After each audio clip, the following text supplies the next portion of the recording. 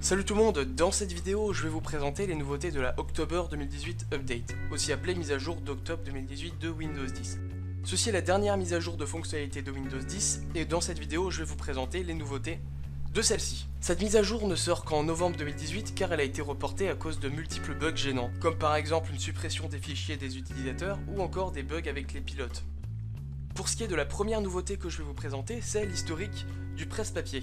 En effet, celui-ci va conserver tous les éléments que vous avez copiés, comme par exemple les photos et le texte. Pour l'ouvrir, il suffit de faire la combinaison de touches Windows plus V. Vous pouvez constater qu'un petit menu apparaît ici, et vous pouvez retrouver les éléments que vous avez copiés. Vous pouvez épingler ici pour garder ces éléments dans ce menu. Vous pouvez bien sûr aussi supprimer qu'un seul élément avec la croix qui est ici, ou supprimer tout. Certains diront que ça peut poser éventuellement des problèmes de confidentialité.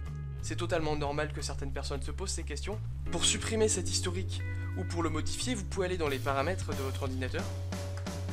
Puis vous allez aller dans Système. Puis dans le menu Presse-papier ici.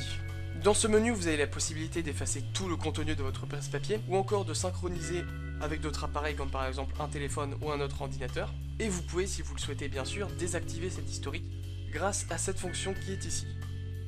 Pour ce qui est de la nouveauté suivante, dans Cortana vous avez désormais un volet de visualisation qui vous permet d'afficher des résultats internet sur le côté. Si vous tapez un résultat, par exemple moi je vais taper ville de Rennes, vous avez désormais un petit menu de visualisation qui apparaît sur le côté ici. Cela fonctionne aussi avec un logiciel. Si vous tapez par exemple Excel, ici le menu de visualisation va vous permettre d'afficher sur le côté à la fois les documents qui sont associés à ce logiciel, mais aussi des fonctions diverses comme par exemple le désinstaller, l'épingler à la barre des tâches au menu démarrer, etc. Pour ce qui est du gestionnaire des tâches, on peut constater une nouveauté si vous l'ouvrez. Vous avez désormais la consommation d'énergie pour chaque application qui est ouverte, mais aussi la tendance sur la consommation d'énergie. Pour ce qui est de la barre de jeu, vous avez également des nouveautés, celle-ci est plus complète. Vous pouvez avoir un visuel des performances ou encore gérer l'audio. Une autre nouveauté qui peut être intéressante pour les appareils tactiles, c'est SwiftKey. SwiftKey vous permet d'écrire du texte plus vite sans lever le doigt ou le stylet de votre PC. Vous avez aussi un nouvel outil capture d'écran qui s'appelle Capture et Croquis, où vous avez une combinaison de touches spécialement associée pour lui, c'est la touche Windows, Shift et S. Quand celui-ci est ouvert, vous pouvez constater que vous pouvez effectuer une capture grâce aux outils qui sont en haut. Vous avez une notification pour vous dire que vous avez la capture qui est enregistrée dans le presse-papier, et si vous cliquez dessus, vous avez automatiquement capture et croquis qui s'ouvre. Et vous pouvez faire des fonctions que vous pouvez faire encore avec l'ancien outil capture, comme vous pouvez le constater ici. A noter que l'ancien outil capture d'écran est toujours disponible, et il vous fait la promotion de son successeur, comme vous pouvez le voir ici, en bas. Vous avez d'autres modifications qui peuvent éventuellement vous intéresser, comme par exemple le thème sombre qui débarque dans l'explorateur de fichiers comme vous pouvez le voir ici.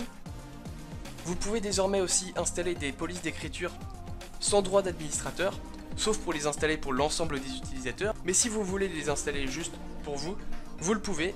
Pour ce qui est de Edge, vous avez des paramètres relookés, vous avez désormais un mode lecture, un mode livre et un mode PDF. Vous pouvez aussi autoriser la lecture des vidéos pour l'ensemble des sites ou pour chacun des sites individuellement. Pour le bloc-notes, vous pouvez désormais éditer les fichiers provenant des systèmes Linux et Mac. Vous avez aussi la possibilité de zoomer, de refaire une recherche avec Bing et d'afficher les numéros des lignes et des colonnes. Et vous avez enfin la prise en charge du raccourci CTRL plus retour arrière pour effacer des mots plus rapidement. Et pour finir, vous avez 157 nouveaux emojis qui débarquent sur Windows 10 grâce à Unicode 11. Ceci n'est bien sûr que les principales nouveautés de cette mise à jour. Il y en a bien sûr beaucoup d'autres, mais elles ne sont pas forcément pertinentes pour vous, ou alors ce ne sont que des petits ajouts qui ne sont pas forcément nécessaires à présenter. Donc voilà, j'espère que cette vidéo vous aura plu. Si c'est le cas, n'hésitez pas à liker cette vidéo, à vous abonner, à mettre un commentaire ou à la partager. Et sur ce, je vous dis à bientôt dans une prochaine vidéo. Bye tout le monde!